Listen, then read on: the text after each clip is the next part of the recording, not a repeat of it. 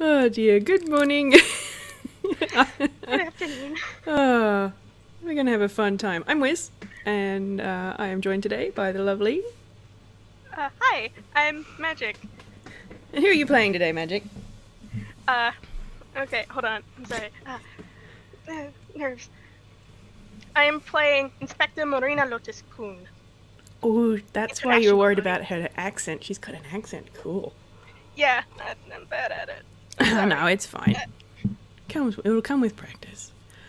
Um, okay. Well, we are doing a fun little 12 FPS today, and I will admit I've not listened to all of the other FPSs, but as far as I know, this is a unique little one because I am only playing NPCs opposite Marina. So we'll get cracking. So the scene opens with Marina getting out of her vehicle at the scene of a horrible forest fire, and in the northern part of the Pixar Protectorate. It's mostly put out, and there are other local police scattered about. And that's all the intro you're getting, Magic. Oh! So there is one policeman who looks sort of like they're in charge, if that helps. Um, They are a red and orange cat-looking tune. Oh, and that sounds like I'm a gonna baby walk crying. up to him and just, you know, ask about the situation. Okay, so he noticed you approach. He's like, are you Inspector Coon? Yes. And he offers Good to meet you. Can I? he offers a paw to shake, saying, I'm Edwin Catwell. Good to meet you.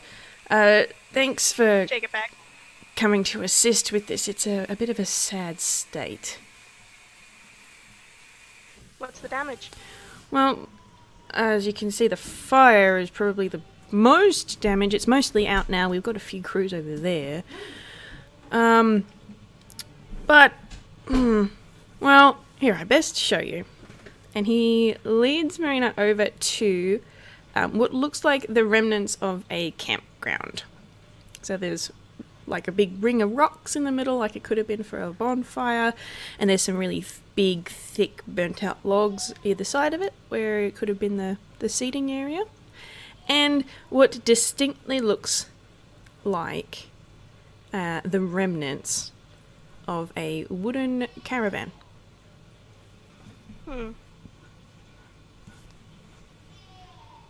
Can I get a closer look at the caravan? Absolutely. Alright. I should roll for that, shouldn't I? Mm-hmm. I'm going to roll investigation. Yeah, that sounds good. Uh, please. Alright. 16. 16 is not bad. Okay, so you go up to the caravan, and it does look like the kind of caravan that would have been pulled by a horse or something along those lines. So you can see it was made out of wood, but wood doesn't completely disintegrate when it burns necessarily immediately. So you can see sort of the ribs of the round caravan. It's sort of like had that domed top kind of thing, so it does have that sort of ribs sort of look to it. And it didn't look like the fire started there.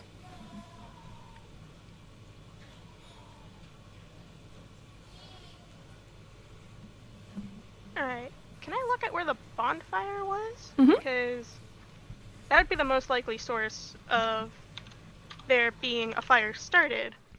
Yep. So, we'll roll another investigation. Oh, that's 25. Wow. Okay, that's nice. Okay.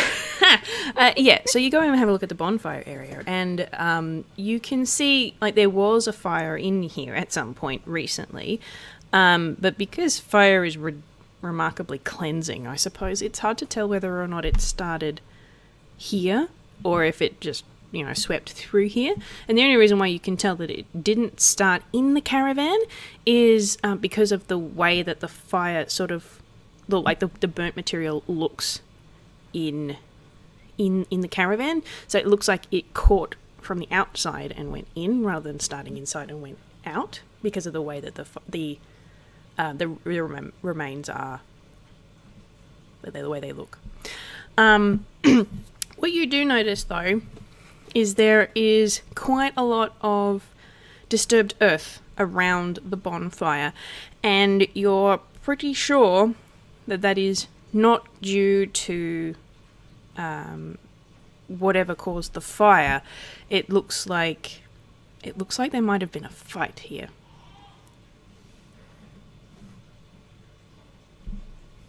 A fight? Mm.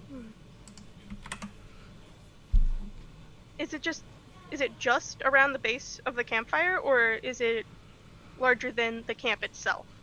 No, the signs of combat is mostly localized around the bonfire area. It does go out a little bit, sort of in between the caravan and here. And with a 25 investigation, you can you can also see that like there are other this was a campground. It's not just somebody found a clearing and put up some rocks and pitched camp, if that makes sense. So it was an established campground. And as far as you can tell from looking at this area, there was another caravan pitched recently, but there's no sign of it apart from disturbed earth.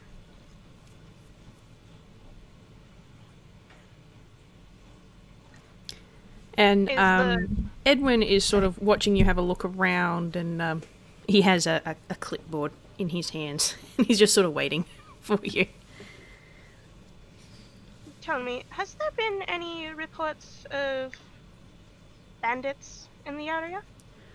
Bandits? Well, when we arrived to start our investigations, we did catch some looters. I say we caught them. We saw some looters, but they managed to escape before we could apprehend them. We're not quite sure what they had stolen. Some of the items looked big, though. Do you think they could have possibly got away with an entire caravan? Not that big, no. Well, as you can see right here, there's something of a size that a caravan should be, and there's the remains of one over there. So maybe the original was stolen and the fire was a cover?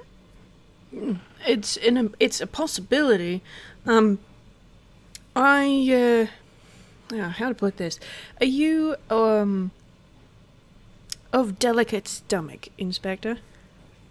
No. Okay. Well, follow me. And he leads you over to a like a little clearing where the fire hadn't actually touched. And the police have sort of set this up as a little bit of a base of operations. And there are 8 shapes on the grass, each covered with a black cloth. Oh. We're still waiting on a report to come back from the ECCR to confirm the identities, but from the few things we've found, we think this might be the Al Azul Orchestra. How do I spell that? Alazul.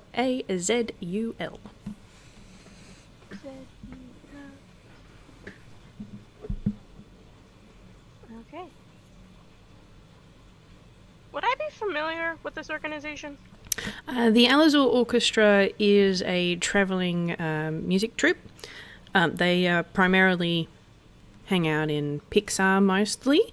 They're not like super famous, but if you're into orchestral or folk music, it's likely you might have heard of them or seen a poster for one of their performances, things like that.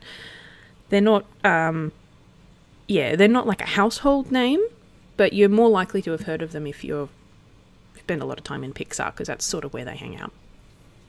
Alright.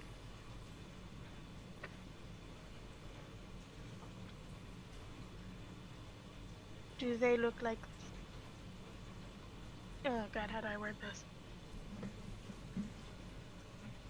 Are they damaged from the fire or something else? Well, they've all got a little bit of charring on them, which we assume is from the fire that was around them, but they've all got signs that something else happened. You're welcome to take a look if you like. Alright, Marina is going to walk up to one of the covered bodies and just delicately pull it back so she can see the face and hopefully whatever wounds they have. Okay, groovy. Roll me a d8. D8? Yeah. Is this for damage? No. 2. Alright, cool. Alright, so you pull back the cloth on this tune, and it's a Frankenali tune, and you can see from even just pulling it back to look at sort of his head and his shoulders, you can see that he's covered in lacerations, and he does have that sort of that burnt soot. His hair is a little bit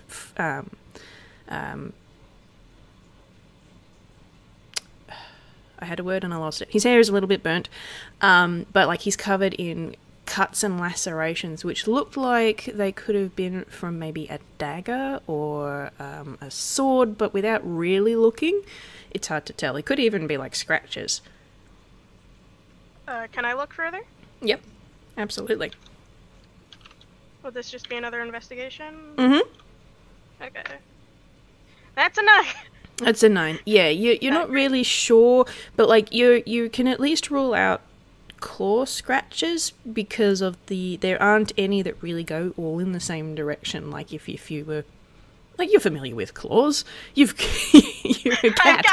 Yeah, so like, you know how like when you would claw something, how you'd have several claw marks. They all go in mostly the same direction, fairly evenly spaced apart. None of these look like that, so you can at least rule out claws, but as to the kind of blade or whatever else caused it, you're not sure. But looking at the rest of this tune, he, as I said, he's a Frankenali who looks sort of a human-shaped Frankenali, and his clothes are also in tatters, and again, some of that is from the fire, but most of it is from that lacerations sort of look. And he does have a rather large wound, which you're almost certain is a stab wound, in his chest.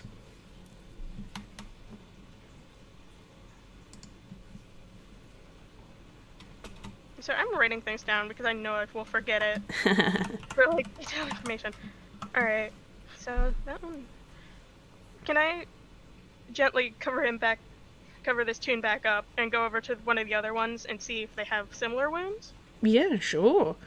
Roll me a... You could do that with Dice Park. You can roll it a D7 in a... I got a 7! Cool. Alright. The next tune that you inspect looks more like they were probably a Halsin, or is it however you pronounce it.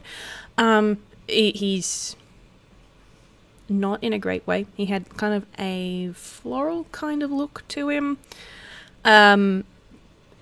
Interestingly, this tune does not have the same lacerations.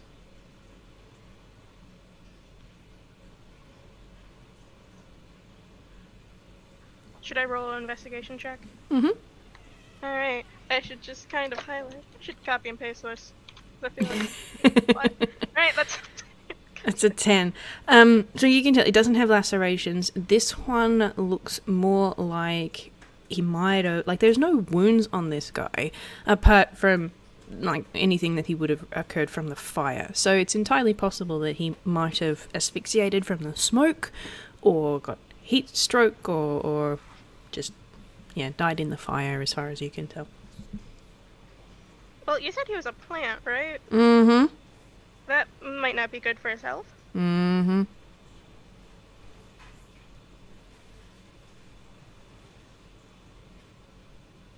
Alright. And Edwin is sort of watching you sort of look at all of them, and he's like I said, it's not pretty. Not pretty, but a necessary evil. Hmm. And she's gonna walk over to another one and Cool. check it. Well, I'm sorry, I don't know what else to do here. Yeah, man, that's fine. You're down to a D6 now. Hey, that's a 5. 1, 2, 3, 4, 5. Okay. This one is another Frankenali, and this one is a female one, and looks very much like she was also stabbed by something. Does she have similar lacerations? Not as many. Not as many. And looking at her, you can see that she was actually stabbed a number more times than the other guy. And are you familiar with sword wounds? Personally, I am not. Well, you Marina would definitely kind of look at it and go, yeah, that's too big. Like, it's gone too far into the body to be just a dagger. This person was definitely run through with a sword. But didn't put up as much of a fight as the other fellow, maybe. Okay.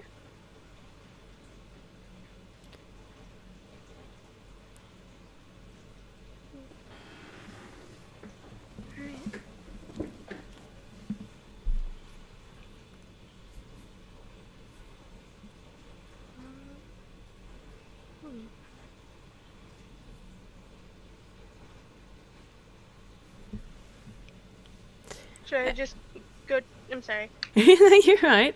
You're welcome to keep looking at the different bodies there, or I can I can carry on. Marina is very smart. I am not. You are. I've just sort of thrown you in the deep end, and look, here's a fire, and here's some corpses. That's great. Splendid. As you're looking at these bodies, and you're coming to the conclusion that most of them look like they were attacked by somebody with swords to some variety or another. And as you're doing this, another local policeman comes running up with a folder and hands it to Edwin, and he starts pulling papers out of it. It's like, Inspector, we've got the report from the ECCR. And, okay. And, he sort of looks at you expectantly. Looks at me expectantly? Yeah. See whether or not you're going to come over and look at the report. Yeah, I'm going to come over and look at the report. Okay, groovy. So he's showing you the report. And, it's, like, they've all taken little colour samples of all of these tunes and sent them off for analysis, and they come back as confirmed, like very clear confirmations of who each of these people are. Vamo Salazara, Cassius Main, Moravel Bastion, Meadow White Daisy, Niso Maxis, Lynn Chamber, Mitchell Ford, and Gallade March, all of whom Edwin tells you are the Owlsall Orchestra. And he looks at it and then goes, one of them's missing, though. Who's missing? Chrysis Lepidotera, the vocalist. So, like, you got the conductor, and I'm pretty sure he played the cello, and we got the violin. They all play different instruments in the... Different animals, oh my god. Different instruments in the orchestra, but the lady who did all the singing, we've not found her.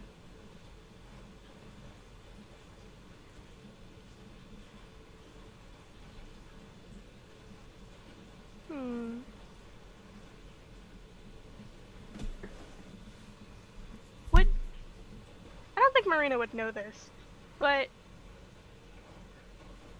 personality-wise, could Marina have, like, gleaned anything from, I don't know, newspapers, reports, anything about the vocalist's personality?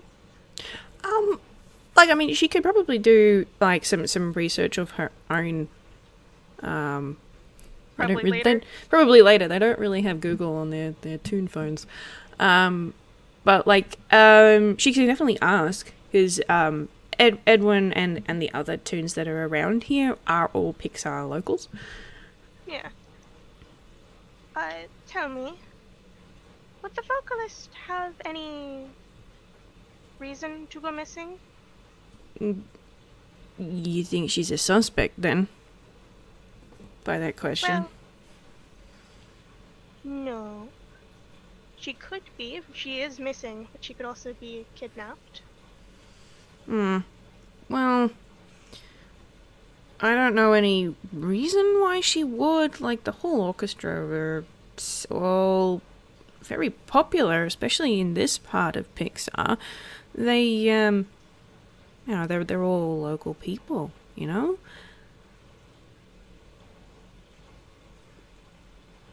Okay. And, you know, they don't really have enemies. They're bards. They just travel around the Protectorate and play music. It's not like... Well, I say this, but we have no evidence of them being involved in anything other than just roaming around the Protectorate playing music.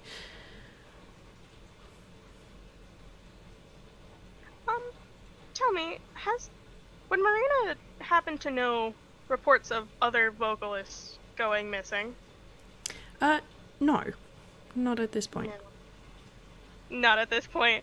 Okay. I meant to say it in the beginning, and I don't feel like I did, but this actually is taking place before the Jewel of Life happened, as it so happened, and I feel like that was really important. I should have brought up. I don't remember much from Jewel of Life. Yeah, like it's I was not there for all of it. It's not relevant to Jewel of Life, but timeline-wise, it happened just before Jewel of Life. So, anything that you were possibly thinking of, like, now, in inverted commas, is several months in the future, if that makes sense. Okay. But, no, you've not heard of any other vocalists or performers going missing.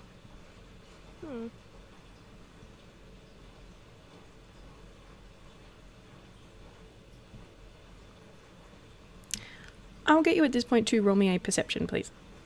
Perception! With advantage. I'll give you advantage. Yeah. Nice. That's a 22. I'm gonna get much better. That's pretty good. Yeah. Yeah, no, the 22. Okay, cool. Now, I do wish that I had one of these around so I could play it, but you are standing there looking at the report from the ECCR, and then all of a sudden you hear the sound of a harmonica, and it's loud and shrill, and coming from the direction of one of the bodies. I'm gonna investigate that. Cool. Is he still alive? Okay. With the 22, you are very easily able to pinpoint which one of the bodies this one is coming from, and you pull the cloth back, and you find underneath it's actually very funny that it had any sort of 3D shape to it whatsoever, because you pull back the cloth and there is a UPA underneath. But he has, in his pocket, there's this little bit of movement in his jacket pocket. And then there's another... I cannot mimic a harmonica. There's a little harmonica dude. I'm going to... this sounds very disrespectful. I'm gonna check his pocket, because what the heck? Okay, cool. I'm gonna get you to roll a dexterity saving throw. Dexterity saving throw.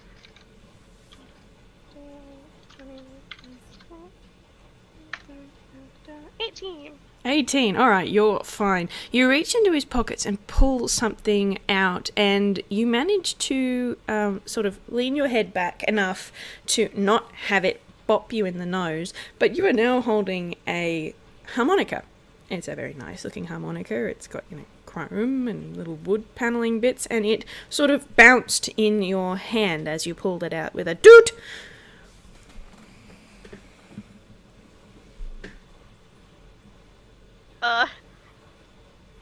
There's an alive harmonica? Edwin is sort of staring in a what kind of way. He's like, did that harmonica move? I'm just gonna, look at it. Marina's gonna look at it in her hands and go, Hello? Doot. Doot doot. Does it look hostile? It doesn't look hostile. I mean, it looks like a harmonica. And, like, its movements aren't... how to put it? It doesn't look like it's moving under its own power somehow. Like imagine, like, if you put it on a table and then whacked the table from the underside, and it's sort of jumping like that. But, like, it doesn't look like it's sort of jumping by itself, if that makes sense.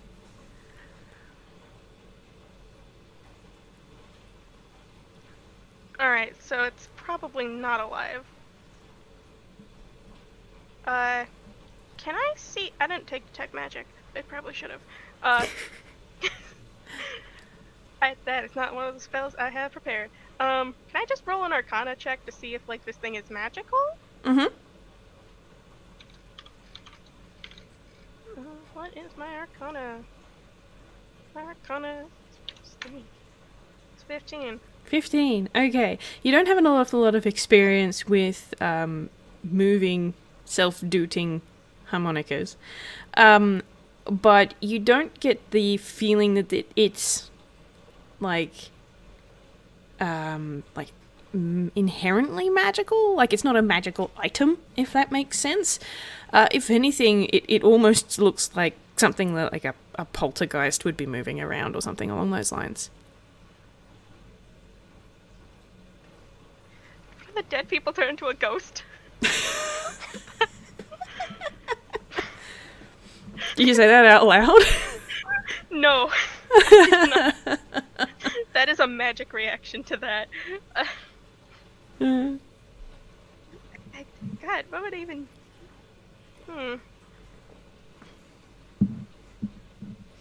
Edwin's going to come up and have a look at it, and he's going to just sort of go, okay, that's odd. We didn't see this before. We might have to get an expert on magical and cursed items. Okay. Unless you've got any particular expertise in that, Inspector. Marina is an artificer, but she's an artillerist and not, I think it's called Battlesmith. It's the one that Bob has where he does the robot stuff. Yeah. So, she makes, weapons, not moving objects. Right. And she's just kind of gonna look at the thing in her hand again and go, "Are you alive? Jump once for yes, two for no."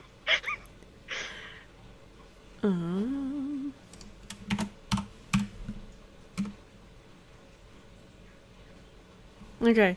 There is another loud doot, and it flings off of your hand and flops to the, like, falls out of your hand and flops to the grass. So it is alive. Yeah.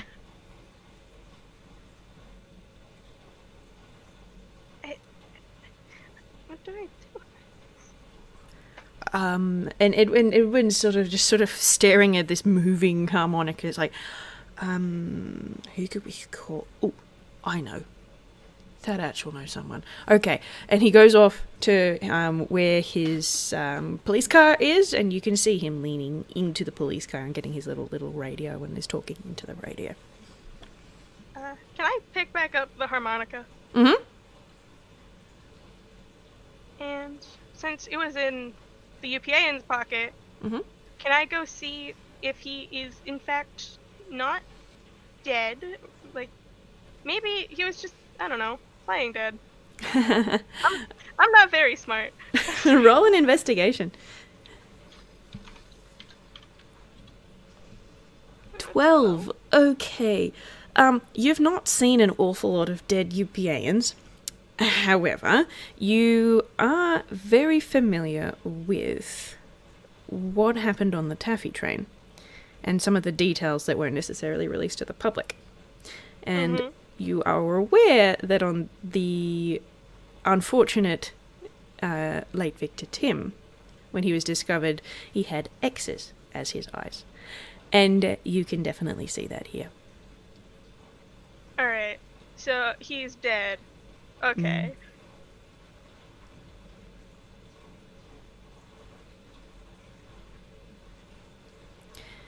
As you're inspecting this UPA, and Edwin comes back and he says, Inspector, I've just contacted one of our I won't say one of our operatives, because he doesn't technically work for us, but someone who we have a working relationship with, who's got an expert in cursed things and possibly haunted things.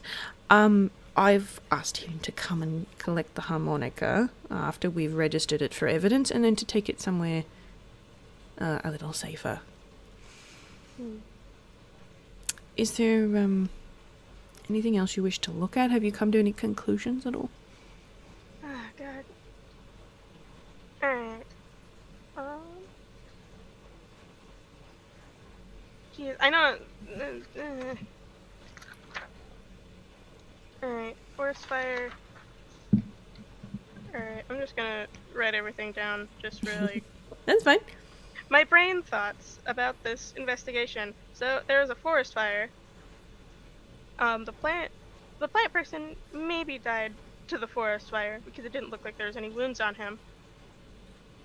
So the forest fire was probably intentional on whoever stole the cart, and probably kidnapped the vocalist, because the vocalist is gone.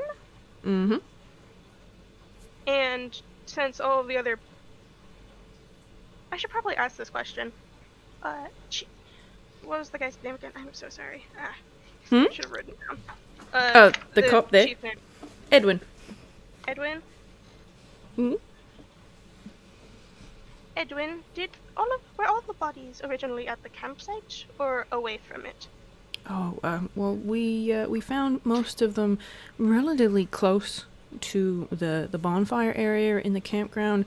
A few of them were a bit further away, and like in particular, this fella here, and he motions to what you reckon is probably a warn without looking at it.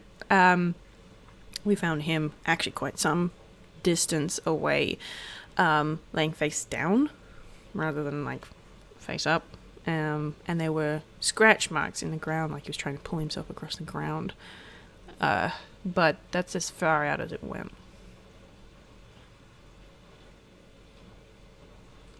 There is one other thing that we found that we thought was really suspicious. We've got it over here in a evidence envelope if you'd like to see it. May I? And he goes over to this little plastic folding table that they've sort of set up, and they've got all sorts of bits and pieces here, like there's burnt remnants of a violin and other things like that they've found, including a poster for the Alazor Orchestra that's been singed. But then he picks up this this clear plastic envelope, so they've obviously put it in this envelope so that it can stay as it is, and he hands it to you, and you can see it's an amulet. And what's really interesting about it, you will have to roll an investigation to find out. 15. Okay, fantastic. That's more than enough. Okay, so you look at this thing that you've just been handed inside this plastic envelope, and you notice two things. The first thing is that it has no fire damage at all. No soot, no ash, no charring, nothing. The other thing that you notice is that it is in the shape of a pumpkin. And that's weird, because there's no sort of Halloween-y theming from anything else that they've recovered from here.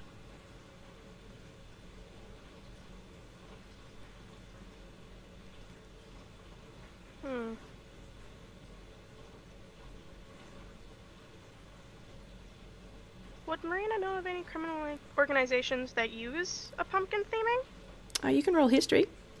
Roll history. You good at history? No, you're not. Okay. That's a 21. 21.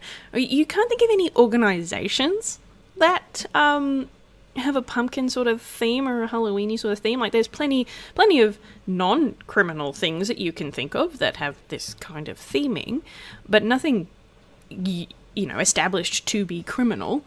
There are also, like,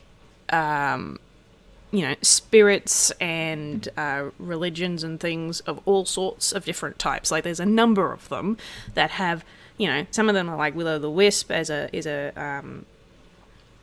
as well as being one of the engineer's trains, is a warlock patron that you've heard of.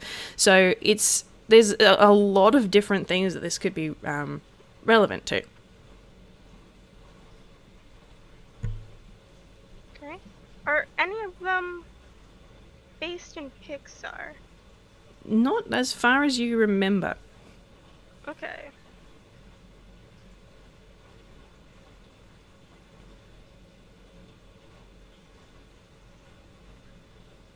Alright. Okay. So, this is just gonna be out of character train of thought. Mm-hmm. So, they had a battle at the original campsite. Mm-hmm. Battle at the original campsite. One of the wagons got stolen, and the other one got burned, but was probably all stolen by looters. I should ask what the looters, if he knows what the looters took. Should do that. I'll do that in a second. Mm-hmm. Corpses. I should also ask the direction the corpses were going. Corpses were going. Okay. So, started a fight.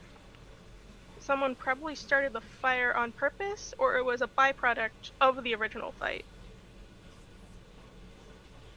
But I'm thinking that it was on purpose because of one of the plant guy's obvious, well, probably not obvious, but he's a plant. Plants generally, unless they're Australian varieties, don't like fire. Yeah. So it was probably started on purpose to cover their tracks, and for that plant guy. And they stole whatever was in that carriage, and probably the vocalist. Because I personally do not think the vocalist is a suspect. Marina's not gonna rule it out of the question because she's kind of suspicious in general. But she knew nothing about the case beforehand, and so she's just going off of what she has. Mm-hmm. Like, right here, right now. So, for her, the vocalist is not out of the question. For me, it's probably out of the question. Unless this is some twist ending where I'm not gonna see it. Probably not. So, whatever was in that carriage was valuable enough for it to be stolen. And it was done by an organization that had pumpkins. An organization or a religious group with pumpkins being their symbol. Does that sound right? I hope that sounds right. I don't think you've forgotten anything. I'm not going to confirm or deny your suspicions. That's not how that works. I really wish I had someone to bounce off. Not gonna lie. Alright. She's gonna turn to the police captain and go, do you know what the looters took? You don't know for sure, but based on what we've been finding around the scene, we think they were stealing instruments out of the orchestra's caravan. Like, I think I mentioned before, one of them because we saw them as we got here, but we didn't have enough time to apprehend them. One of them looked like they were carrying something big.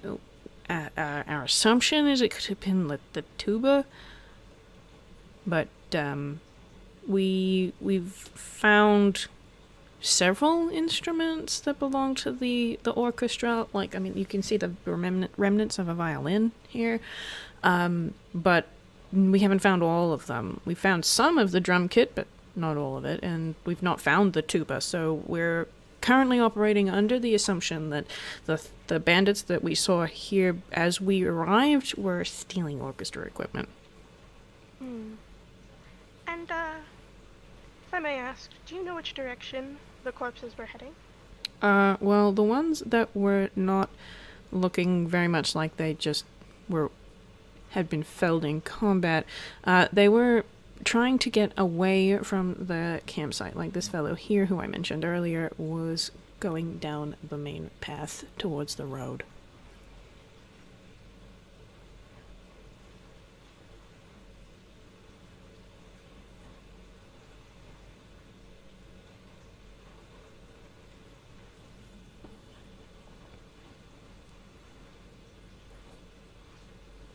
And, alright. This is gonna sound a bit weird, but can I go to the one who was, dragging himself and see if he was stabbed in the back? Mm-hmm. Or in the front? Yeah, you can go and have a look. Should I roll investigation? Yep, sure. Do it with advantage.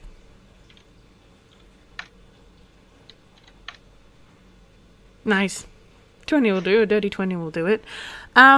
You have a look at this guy, and yeah, you can see the like he's got dirt under his fingernails, so you can see really that he's trying to pull his body away through the dirt. And there are no massive stab wounds in his front because he's laying on his back. But Edwin sort of offers, he like has gloves and stuff there on the little table if you wanted to put some gloves on and then gently roll him over. And I have gloves on already, but I will put on extra gloves. Oh, yeah, totally. And yeah, there's a fairly substantial, obvious stab wound in his back.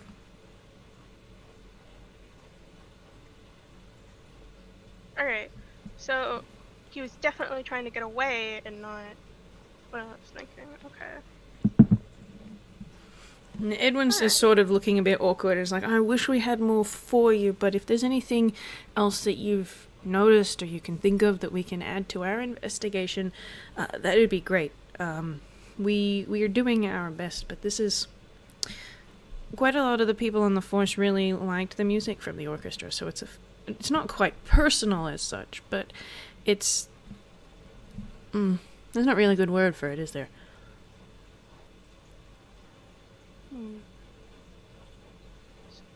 Okay. I feel like I should think of something that I'm just not thinking of. Can I roll an intelligence? Look, you can if you want, but like there isn't going to be, I'm just going to tell you this straight up, there's not going to be some sort of revelation go, aha, it was this person. Okay. I don't know if I can be much more help on this. I'm doing an accent wrong. I'm not sure if I can be much more help on this, but I will write up a report of what I have seen, and I will give it to you. That'd be greatly appreciated. Thank you, Inspector. I'm hoping this was not a waste of your time. Oh, please. I have nothing else to do. And I'm assuming that Marina's going to make her way back to her car? Make her way back vehicle? to her car. Yeah. And, like, pull out a case file to start writing a case file. Okay, well, before we get that far, I'm going to get you to roll a dexterity saving throw. Lovely. Is it the harmonica again? No. That's an 8. That's an 8. Okay, as you're walking back across the charred grass, you suddenly you step in something that you didn't really see because it was the same color as the blackened grass, and you take 3 points of poison damage, and you have stepped in some sort of black goo in the grass. Can I inspect the black goo? You most certainly can. Nice. That's a 15. That's a 15. Okay, cool. This is a weird, sort of gelatinous, sort of shiny black goo, and you stepped in it, so you've got it on your shoe, or you're not wearing shoes, are you? Marina does wear shoes in She her does? police outfit. Okay, She does not cool. wear shoes in her dress outfit. No, that's fair. Yeah, so you've got it all on the bottom of your shoe, and it's just sort of sickened you. It's... Yeah, what was the description I used the other day? Yeah, like if you put a banana and a whole lot of black food colouring into a blender and then dumped it on the ground. The pudding. Ew. Yes, the pudding. Pudding. That's what I've been referring it to. Don't worry about it. Oh dear. Pudding. Yeah. So you've just... It's not a big puddle, so the fact that you didn't see it is not actually that surprising. And again, it's the same kind of colour as the charred grass around it. So, yeah. But you're not feeling too great. But like, it didn't hurt a lot. But yeah, it still wasn't great. Not hurt a lot. It's like, you know, when you like touch something and it has a weird texture. It's probably like that. Yeah, like I mean, it did hurt a bit, and it's like, yeah, if you had a weakness to poison damage, it'd probably hurt more. But it still wasn't great to just sort of be walking back towards your car and then just sort of go splouch. All right, but do I notice anything like in the pudding with that 15? Nope. Okay.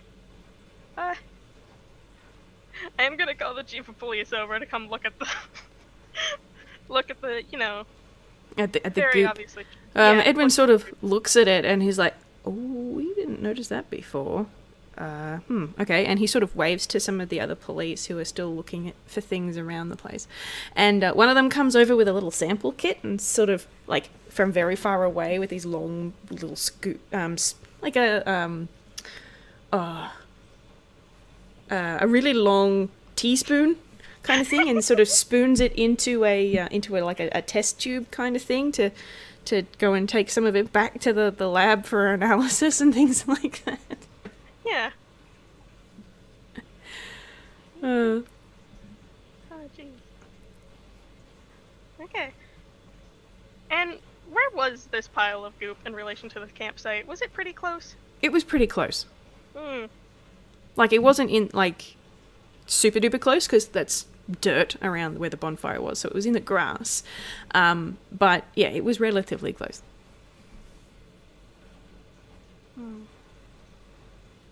Okay. So, I'm making connections that Marina can't make because she doesn't know about, you know, About the things origin. yet. God. Okay. Because that game happened after this one, I'm assuming. Yeah. Okay. So, she's gonna add that to her report when she goes and writes it. Awesome. Yeah. I Cool. don't know if there's much else. No, that's it. That's all you've got. That's all I've got. Oh. I... That's your investigation. I sure did investigate. I don't feel like I did anything successfully, but I sure No, did. you did. You really did. Yeah, it's a really good rolls there. That was fantastic. Yeah. Marina's been getting lucky. I'm not gonna lie. I'm kind of nervous. 'Cause I'm gonna run out. Oh dear. All right. Well, thank you for coming and and playing with me, Magic, and You're welcome. starting to pull out some nice little details here and there. I have 2 pages of notes now. Oh, fantastic! That's I'm great. gonna pin this up somewhere. Well, it will be something that Marina will probably remember for a while. Yeah. You know. Oh dear. Alrighty. Well, thank you very much. I'm gonna go ahead and stop the recording. Alright. Thanks. Bye, Bye, guys. everybody.